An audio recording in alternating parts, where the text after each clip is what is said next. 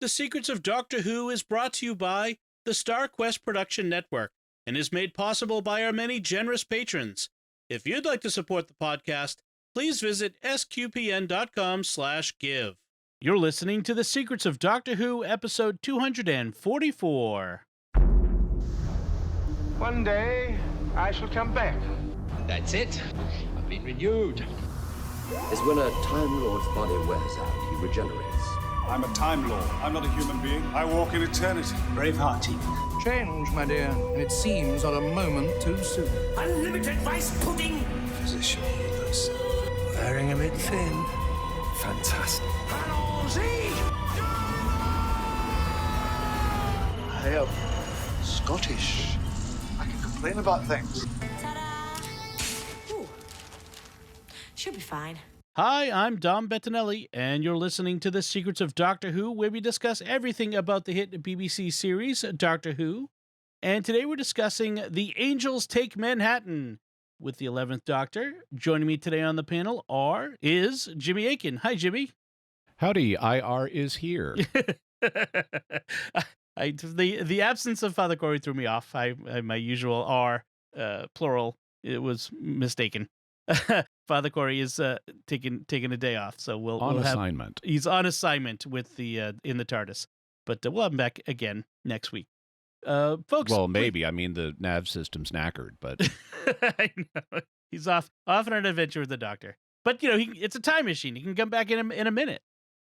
Folks, please write up a review of the show on Apple Podcasts. We love when you write reviews, and it helps immensely. You have no idea how much it helps for you to write reviews there. It seems like a small thing, but it's a big deal. So we really appreciate it. You can fight the algorithm. You can manipulate the manipulators. Right. Fight the great intelligence and help us defeat it. And also share the podcast with your friends. We really do appreciate it when you do that. And I want to take a moment for right here just to promote another show on the StarQuest network. Pray Station Portable is one of the longest running podcasts out there, period, not just on StarQuest. It's been around for more than a dozen years, probably close to 14 at this point. It is a daily podcast that provides the Liturgy of the Hours, or the Divine Office, which is the prayer of the Catholic Church. And it's a nice interim every few hours a day. You can do as much or as little as you want, opportunity to pray. And it's a really nice podcast. Meaning it's an interim that occurs every few hours, not it doesn't take hours a day. Thank you for being more accurate. I didn't want to imply that. Yeah, it in fact each set of prayers takes 10 minutes, probably 15 minutes at most. So it's a really nice way to pray, and I pray with my kids with the office, and they really enjoy it. So it's nice. Right. And also, just stick around to the end. We have actually a lot of listener feedback today, so that's going to be really good. Oh. Yes. Okay. So, but first, before we talk about Angels Take Manhattan, we have a couple things we need to discuss, which is, by this time, I'm certain that if you're a Doctor Who fan, you've heard that it's official. Both Jodie Whittaker and Chris Chibnall are leaving the series after a bunch of specials in 2022. And there was much rejoicing. Especially for the departure of Chris Chibnall, I think. Yeah. Although Jodie Whittaker, I'm sorry, she has been frankly unengaging as the Doctor. Yeah. In the 2 episodes that Dr. Ruth, the fugitive Doctor, appeared, she was vastly more engaging than Jodie Whittaker. That's true. There's been some debate I've seen of whether it was more the writing or the actress. Maybe a little of both. I think it's both. I think the writing has been substandard, and I think Jodie Whittaker comes across as likable, but otherwise flat and unengaging. Yeah. I mean, when you compare her Doctor to all the previous Doctors, I mean, there's just so much more there. With a Capaldi, with even a Matt Smith or David Tennant. That this even in just the modern. I didn't like Peter Capaldi's portrayal of the Doctor, especially in the beginning. It got better towards the end. Yeah. But he was more engaging. Right. He certainly wasn't flat. That's for sure. So they're leaving. So what they told us is that we're going to get a series or season this autumn 2021. And they said 6 episodes, but previously we've been told there'd be 8. So I'm wondering whether that means that we're going to get a couple of double length episodes, maybe at the premiere and a special, the Christmas or New Year's special, something along those lines. And then in 2022, they said that we're going to get a number of, I forget it was 2 specials, and then a final quote unquote feature length adventure for the 13th Doctor, which I think feature length means 2 hours, like a movie. And these will probably be like the David Tennant specials that saw him off, where they're like an hour or so in length. Right. So we getting less this year, which less is more in some cases. I know. I mean, as much as I have disliked some of Chibnall's stuff, I still want to see Doctor Who. I still like the show, and I wish we had more of it. I'm torn over it, but I think I think you've made it clear, and I agree. The Chibnall era has not been a banner Stellar. era. Yeah. Now, apparently, the feature-length special in 2022 is meant to coincide with some big anniversary of the BBC itself. Yeah.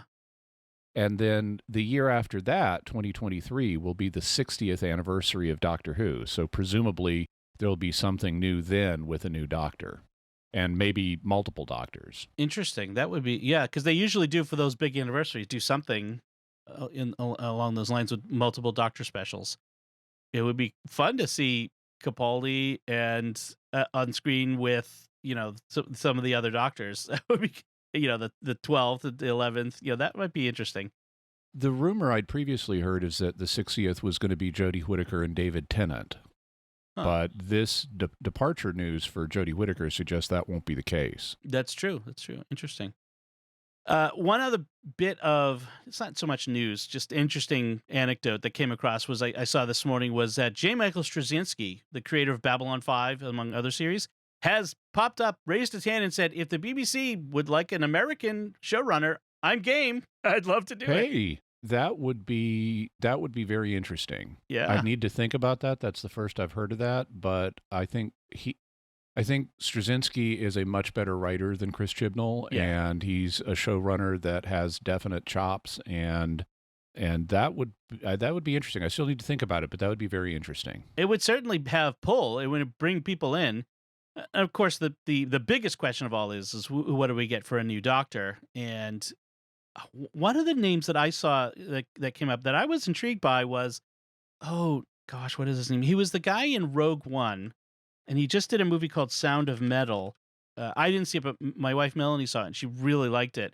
And it's Riz Ahmed, who would be very interesting as an actor. I'm not sure, but he's one of the names I've heard come up. So I don't know who they might come up with for names for Doctors. I'm sure over the next year and a half or so, we're going to get tons of rumors and ideas, but there have already been rumors that have been raised and dismissed, and the fact is no Doctor has been cast yet. They haven't even named a new showrunner. So the showrunner comes first, and then they'll have a Doctor. Yeah, so a long ways out.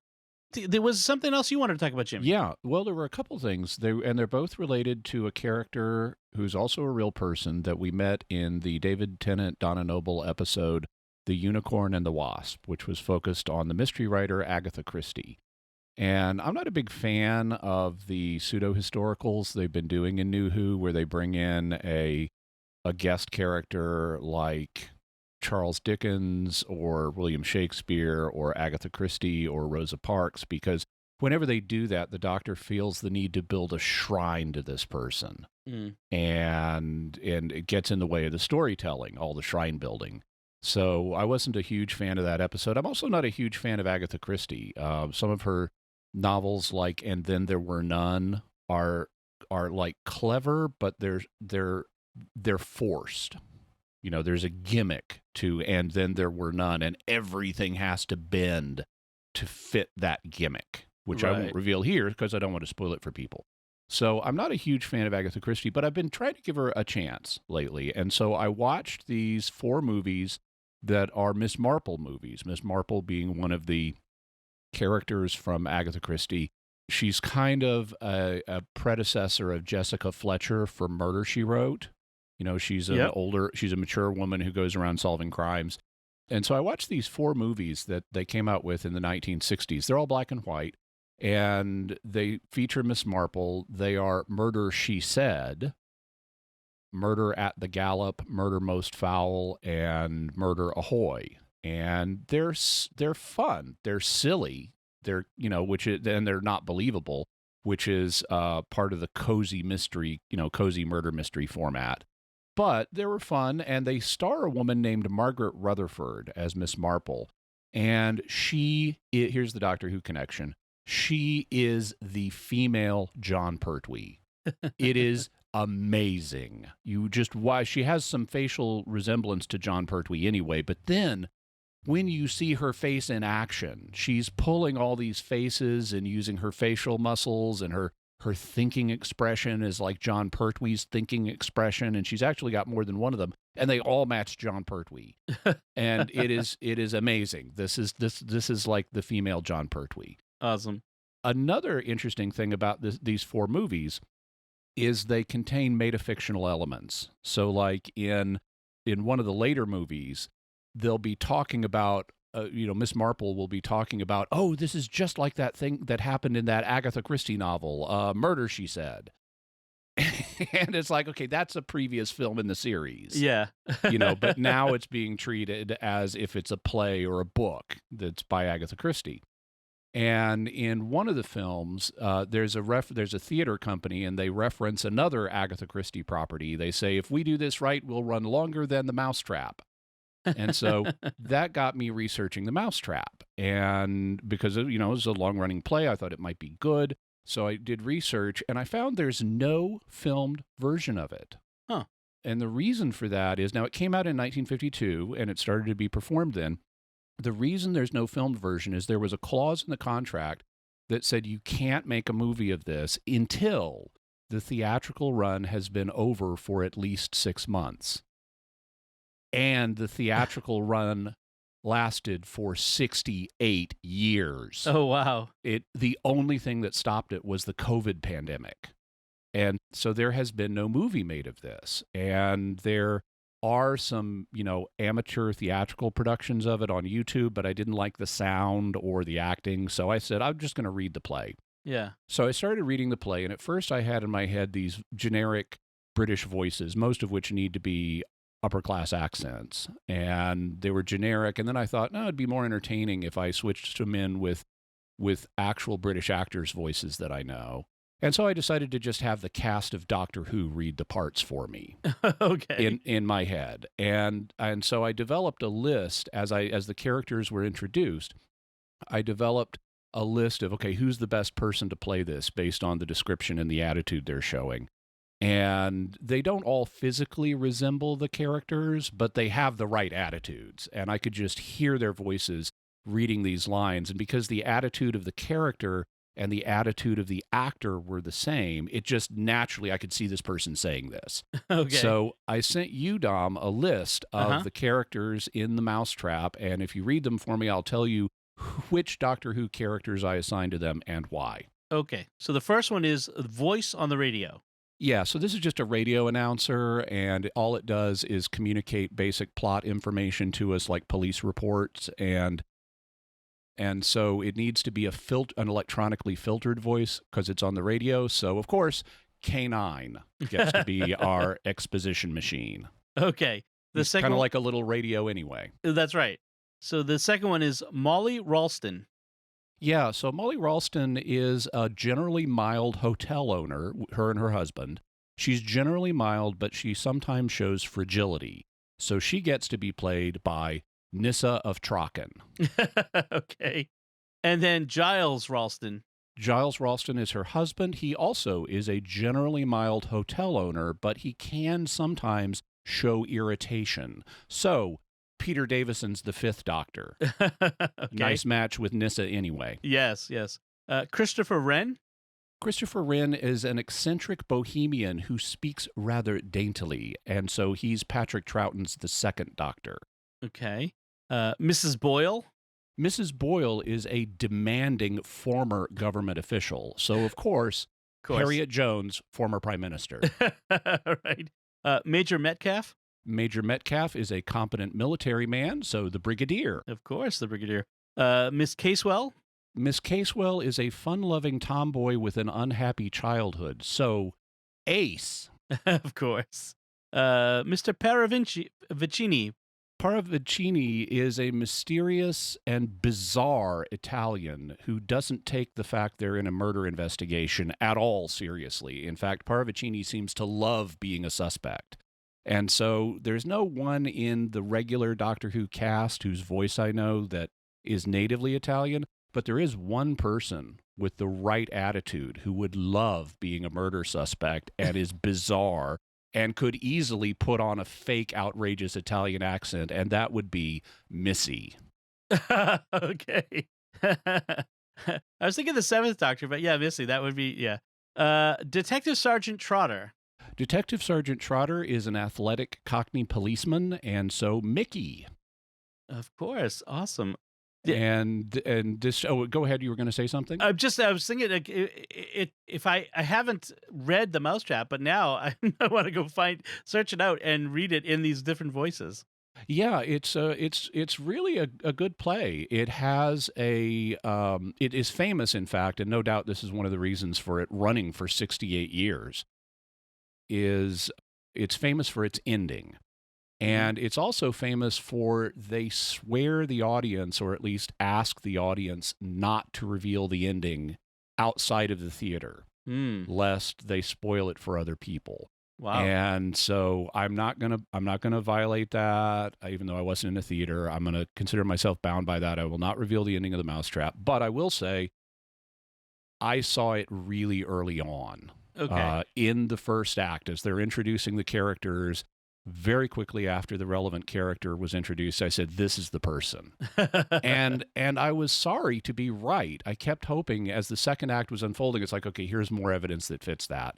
But I was hoping I would be wrong, because if I was wrong, then I could write a play with a really awesome ending. But no, Agatha Christie got there first. So kudos to you, Agatha. That's great. Yeah, the swearing them to silence, it reminds me of that Simpsons episode where Homer was having the flashback to 1980, where he's coming out of the theater and people are standing in line to go in to see Empire Strikes Back, and he says, "I can't believe Darth Vader was Luke's father." All right, awesome. So a couple of interesting diversions from our main topic, but I hope you all enjoy that. Go check out Agatha Christie's The Mousetrap and then see if you agree. But let's talk about this episode that of Doctor Who that we've got on tap here. The Angels Take Manhattan, or as I said last time, the Muppets Take Manhattan. That's got to be an homage. Gotta right? be, yeah, gotta be. It has to be. So this is a significant sort of tentpole episode because it is the departure of the major companions of a doctor, the first companions for a particular doctor leaving the show. Let's actually name that doctor. It's the 11th, Matt Smith. Right. Sorry. And so, yeah, Amy and Rory, this is their departure, which had been hinted at and talked about. We knew it was coming. Yeah, with giant, huge, ginormous hints. And misdirections, like, oh, they're leaving in this one. No, they're not leaving in this one yet. So, yeah, everyone knew it was coming. But how was it going to happen? And even in this episode, they kind of... they fake us out. A couple times. But so let's get the recap, and then we'll talk about what happens in this episode. The Doctor, Amy, and Rory are visiting New York City in the present day, and the Doctor is reading a detective novel about a detective named Melanie Malone, who lived in 1938. Then Rory is touched by an angel and zapped back to 1938. He appears in the novel, and the Doctor and Amy realize it's actually nonfiction and is describing what will happen to them in 1938. Meanwhile, in 1938, Rory meets River Song, who is pretending to be the detective Melanie Malone. She's taken to meet a crime boss who's been collecting art objects, including statues that are actually weeping angels. When the Doctor and Amy arrive, they discover that the angels have been running a hotel on the model of a factory farm, or a battery farm, as they call it in the show, which is where they keep people locked in rooms and then zap them back in time to keep feeding off the time energy they release. They've done this to Rory, and the gang sees an older version of Rory die in front of them. So once again, the man who keeps dying. The only way out is for young Rory to somehow evade the angels and so create a paradox that will cause the timeline to collapse so that the factory farm hotel never existed. To do this, Amy and Rory jump off the building together, committing suicide. Time resets, and everybody wakes up in a cemetery that they visited earlier in the episode in the present day. However, before they can leave, a lone survivor angel taps Rory and sends him back to 1938 again. Amy is determined to let the angel touch her also so that she can be with him, even though it means that she will never see the doctor again because she will be creating a fixed point in time that the doctor can't enter. The doctor begs her not to go, but she does. Afterwards, River discusses how the Melanie Malone novel will be written and published in the past and indicates that she will have Amy write an afterword to the doctor. The doctor then runs to find the last page of the novel, which he had previously torn out because he doesn't like endings, and discovers that the afterword says Amy and Rory have lived long and well and that they love the doctor. So it was a big departure, right? This is a permanent departure. This is not like other companion departures where they just kind of go back to their lives. This is they're gone forever and never coming back departure. And apparently that was in part the decision of Karen Gilliam. Yeah. She said, unlike other Doctor Who companions like Rose, she didn't want to just keep coming back. Right. She wanted a clean break, and so they wrote it that way. Okay. So as I was rewatching this and taking notes, I got the feeling, I get the sense there's less here than I remember. I mean, it's a full episode and lots goes on, but there wasn't as much I just didn't feel like there was as much to note because partly I knew where it was going. So I'd seen it before, and it was just a matter of waiting to get there. I felt like a lot of the interim stuff wasn't so much plot as it was just clever writing, which is a sort of Moffat thing. Yeah, and I think there's an element of truth to that. It is pretty straightforward once you understand the shape of it. But I think there are nice things that they do on the way there. For example, one of the things the doctor says about how changing the past and future work is that if you know your own future, it becomes set in stone. You cannot change it. It creates a fixed point. Yeah. And I don't know that actually works on the show, but that's the rule for this episode. But given that rule, there is some clever stuff they do with that because they've got this Melanie Malone book. And by the way, there are actually in the real world Melanie Malone books now, Doctor Who tie-in books. One of them is called The Angel's Kiss, and it's a prequel to this episode. They released it at the same time as this episode. So if you want to find out what happens leading into this story, you can get The Angel's Kiss. More recently, this year, 2021, Alex Kingston herself has written a Melanie Malone River Song book called The Ruby's Curse. And she also reads the audiobook version of it. So you can get that and hear Alec Kingston reading her own River Song Melanie Malone novel. Cool.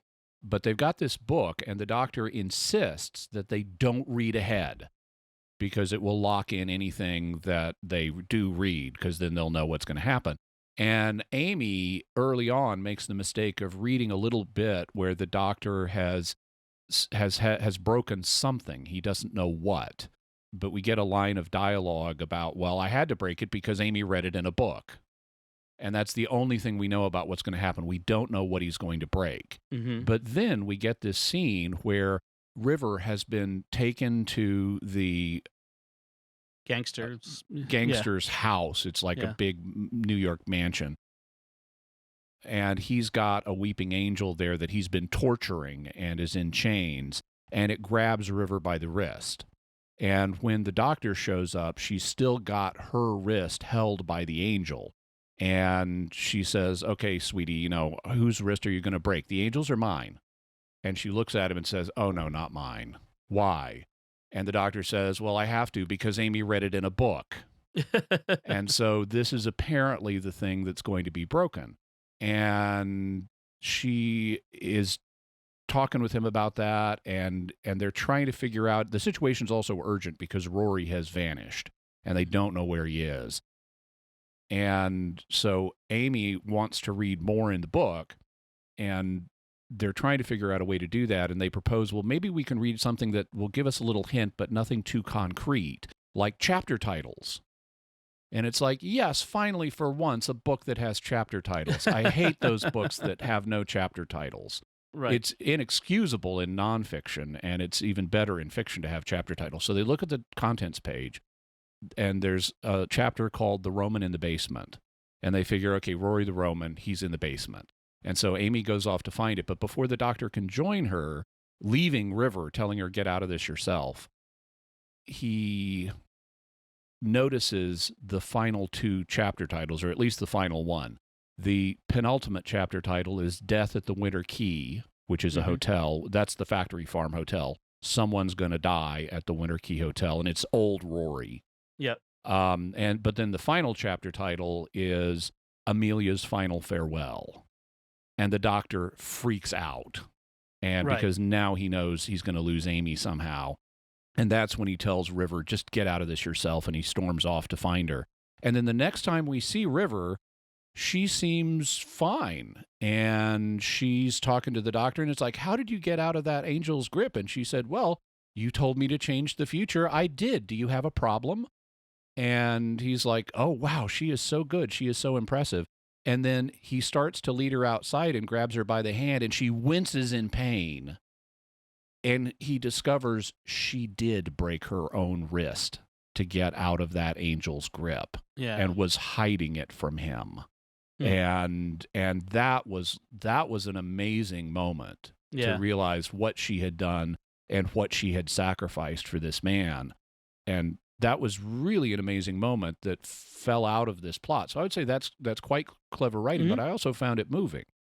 Yeah, and that's the thing. There were a lot of moving moments in this. I mean, the departure of Amy and Rory was very moving. In just the moments when they were on the roof trying to of the Winter Key, deciding. So there were lots of good things. There were a couple of things that and I really like the film noir genre that they do here. The voiceover of the hard-boiled private detective Garner at the very beginning in a very Dashiell Hammett style.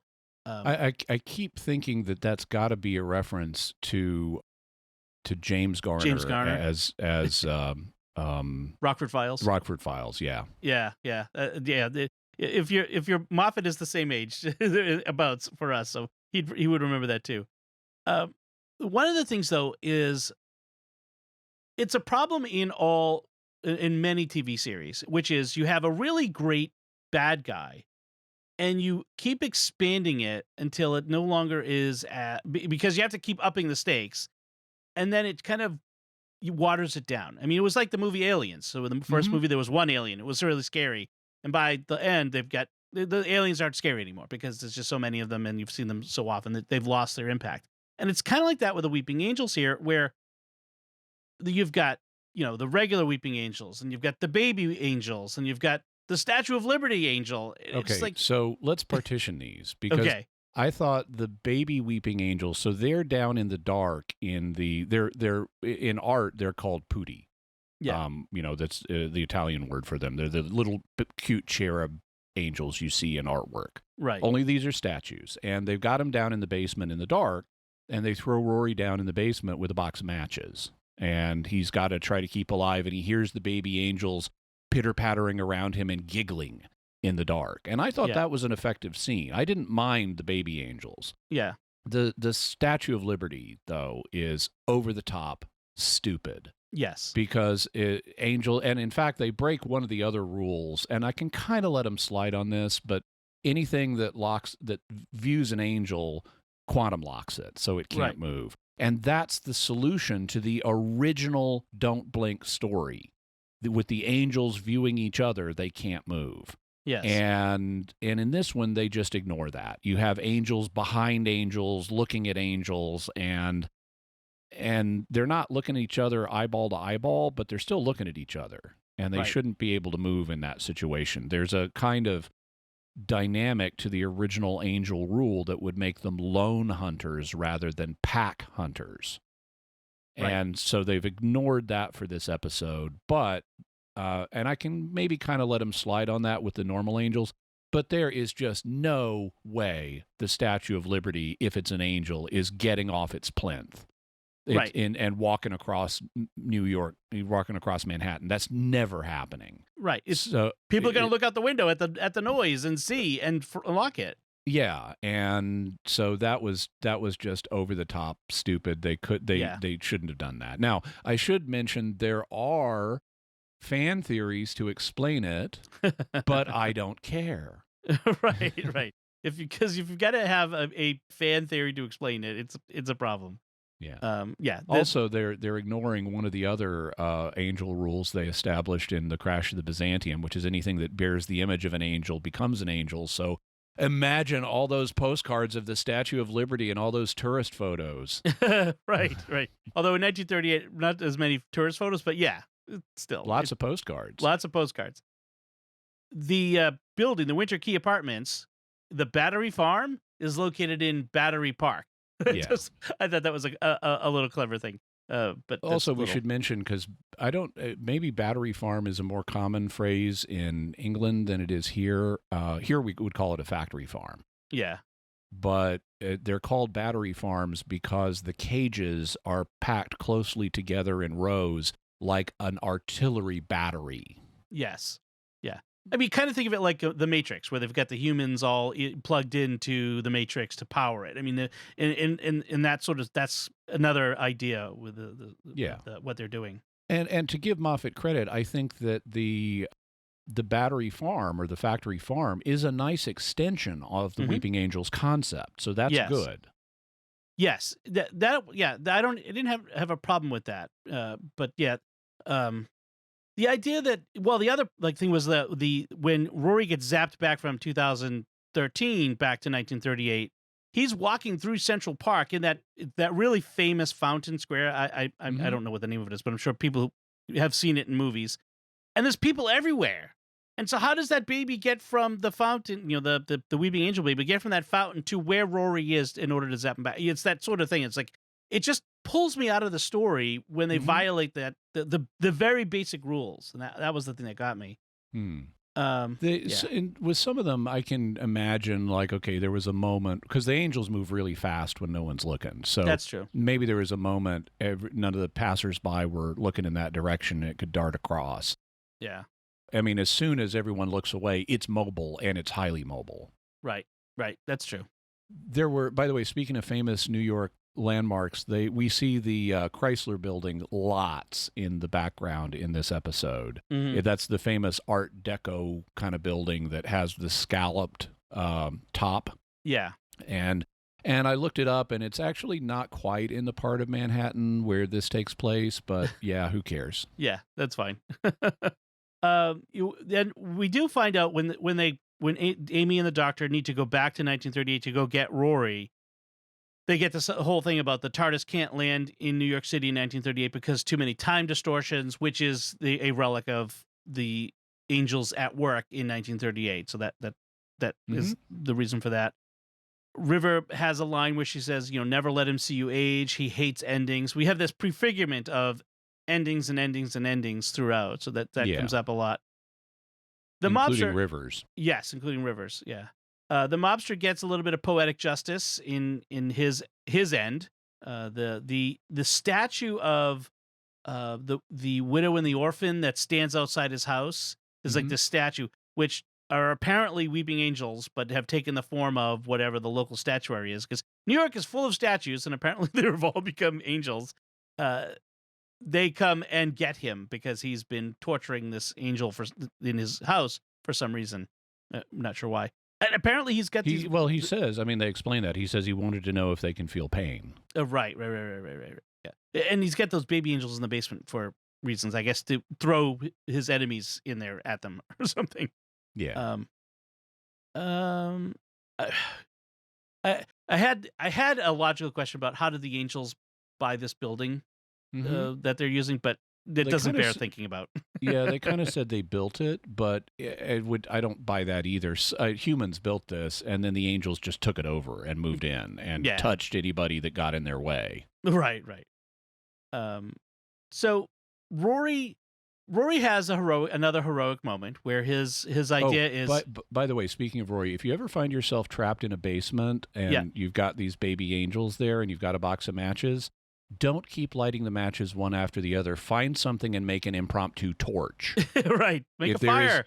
If there is nothing else, take your fancy dress jacket off and put it on the floor and set it on fire. Right. If you've got weeping angels or anything else hunting you in the dark, yes, make a torch. Yeah. So Rory gets his chance to be heroic again. He's to stop the angels, and he wants to take the risk of dying to come back to life, and he makes. I love the line here because he's planning to jump and he wants to, but he needs Amy's help because he can't quite bring himself to do it. So he's talking her into doing this, and she's like, "What? And you'll just come back to life?" And he says, "When don't I?" Right. He's done it before, and he wants her to push him off the building. I mean, come on, can you imagine like asking your spouse to push you off the edge of the building? Like, what a choice. And so she says, well, if you're going, I'm going with you. She climbs up next to him, which is pretty hardcore, given everything they've seen, though. Well, and she's like, put your money where your mouth is. Either we're coming back to life or we're not. Right. And she says, I don't want, if you don't come back, I don't want to live without you. So this, I mean, it's a dramatic moment and very a morally dicey one, however moving it is. Right. I was gonna say, suicide is never. It's going to depend on. I mean, if this is branching timelines where time can actually be rewritten, so your consciousness lives through this, could be understood as that's not really suicide. Okay. It's you're resetting a timeline, but if you know you're going to live through it and your consciousness will survive in a reset version of your body, you can argue, I'm not really committing suicide here. This is not the same moral act. At least you can argue that.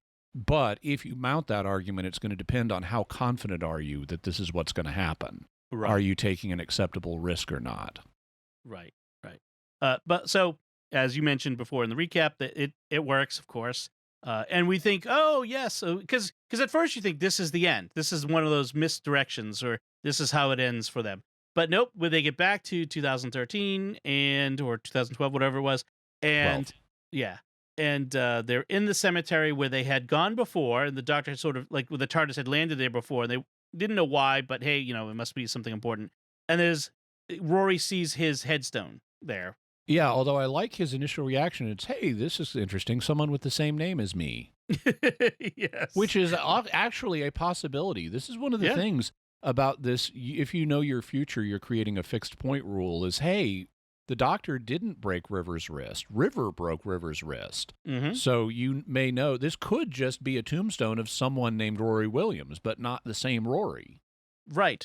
It's not that unusual of a name that it could be impossible. But where did the angel come from? So was this a survivor? Yes, they explained that. The doctor said it's a lone survivor and it's very weak. Okay. So it apparently escaped the paradox collapse. Okay. And so it's there. The doctor and River are staring at it, so it can't move. But Amy is sort of backing up to it because she doesn't want to live in the present without Rory, and they can't take the TARDIS back. And so she refuses to leave him and sort of backs into the angel's touch. Yeah, well, she's actually facing the angel during much of it, and she reaches behind her, and the doctor is begging her not to go. Yeah. And this is actually, I think this is really subtle emotionally. Mm-hmm. It's interestingly complex, because all through since the very introduction of Amy Pond, we've had this tension between her and the doctor and Rory. Mm-hmm. And at first, it was played as if it's a romantic triangle, but they quickly resolved that. Yeah. But then they would still hint, it's like, where are her real loyalties? Is she if push came to shove, would she choose the doctor or Rory? And this is like the final test of that.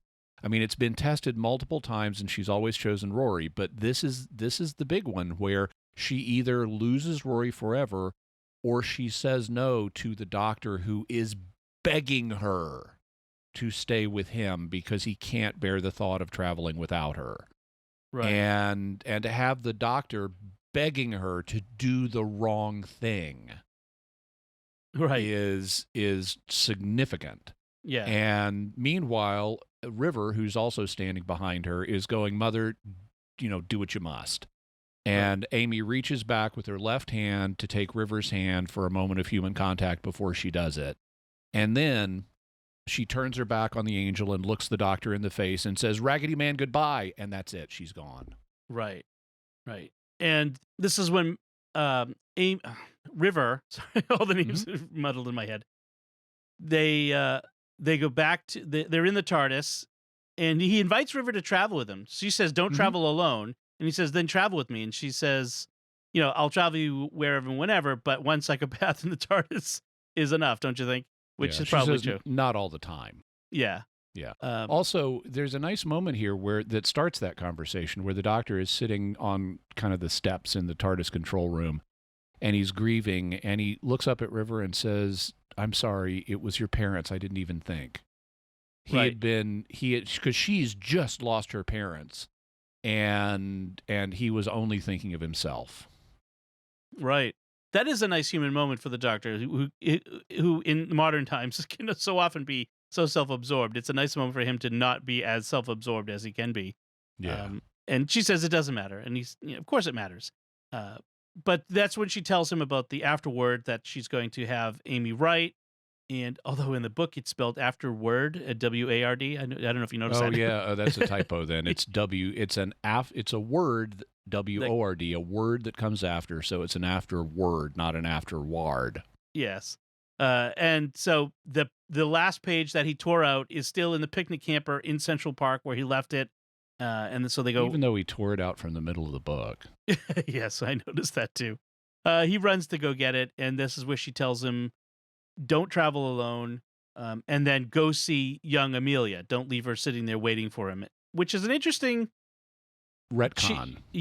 Because her being left there was an important element in everything that comes after. So how would that change her future? Well, so interestingly, now she gives him a specific message to give her younger self. She says, "Tell her if she's patient that this is going to happen."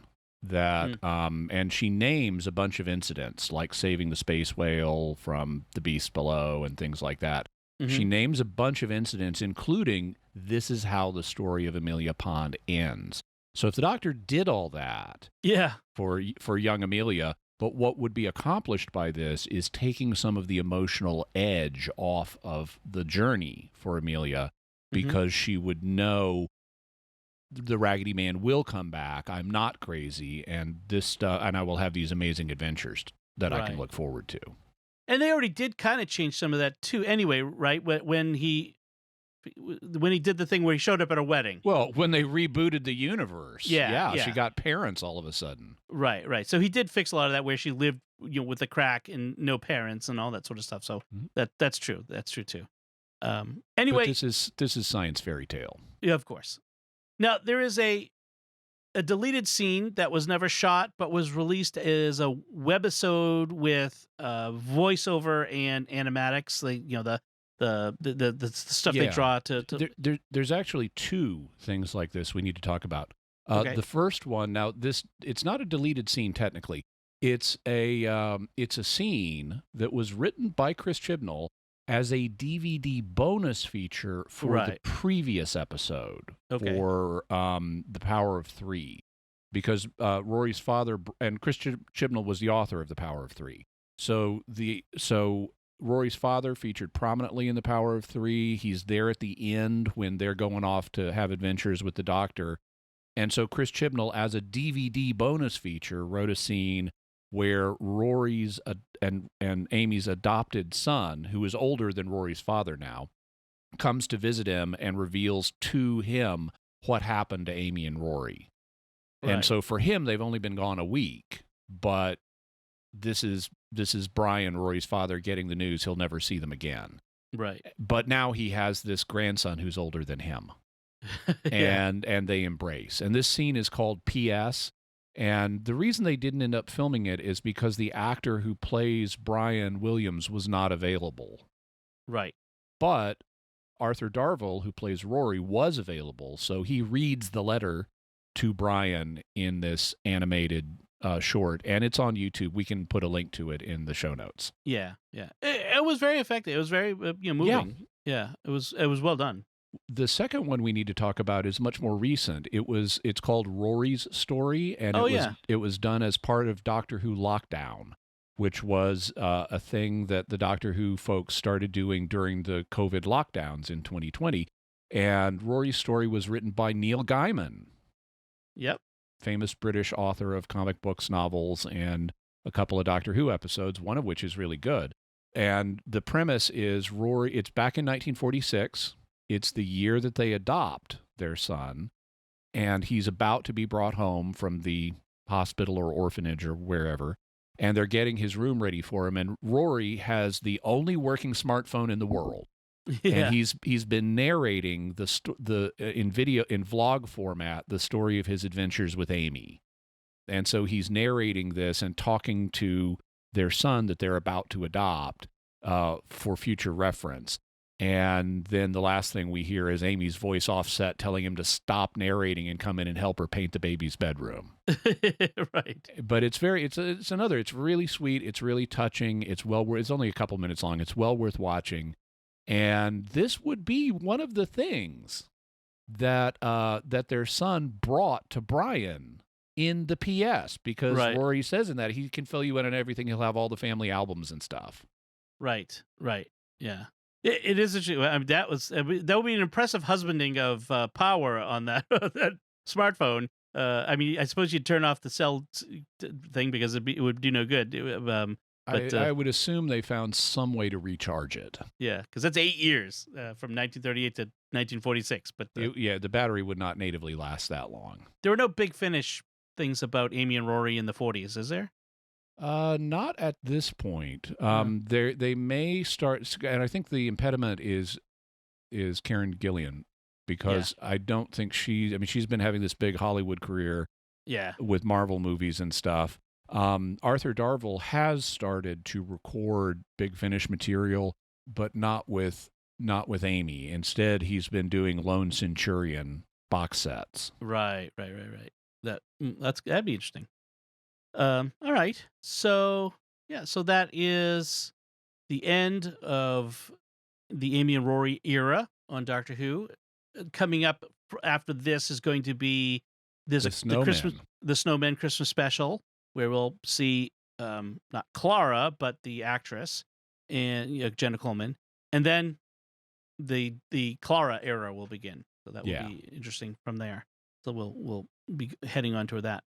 So anything left to say about this episode before we get to the feedback? To show us what's at stake in this episode with the battery farm, they have that hard-boiled detective Garner you mentioned. Mm-hmm. And on it, interestingly, he doesn't have a first name. Even on his driver's license, it just says S.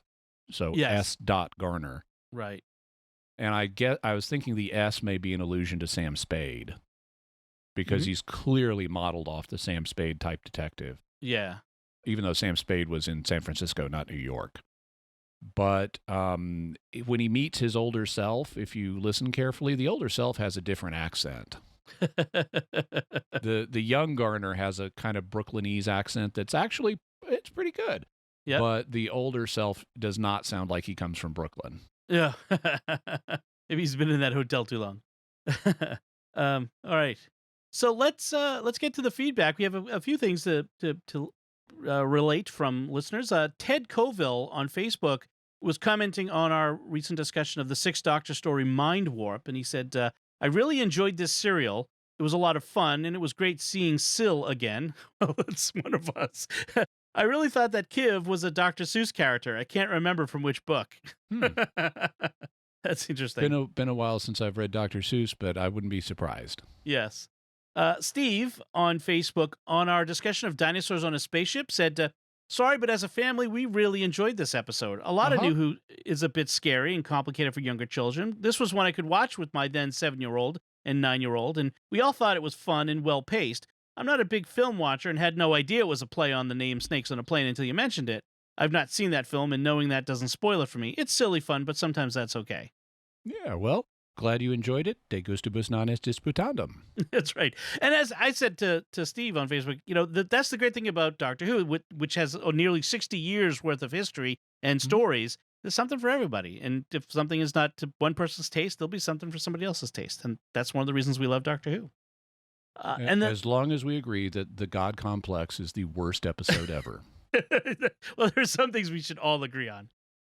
And then last was a question we got on Twitter, and I'm sorry I didn't save the original, so I forget who asked it, but someone asked, "How do I get started in Doctor Who?" And we both had different answers, but I think I liked your answer better. So Jimmy, what was you had an interesting answer. I recommend anybody who wants to get into Doctor Who start by watching it at its best. It's with it and that'll give you a sense of what the show can do, and it's like, when they begin a season, they want the first episode to be good so people will tune in later. And so I think the same principle applies.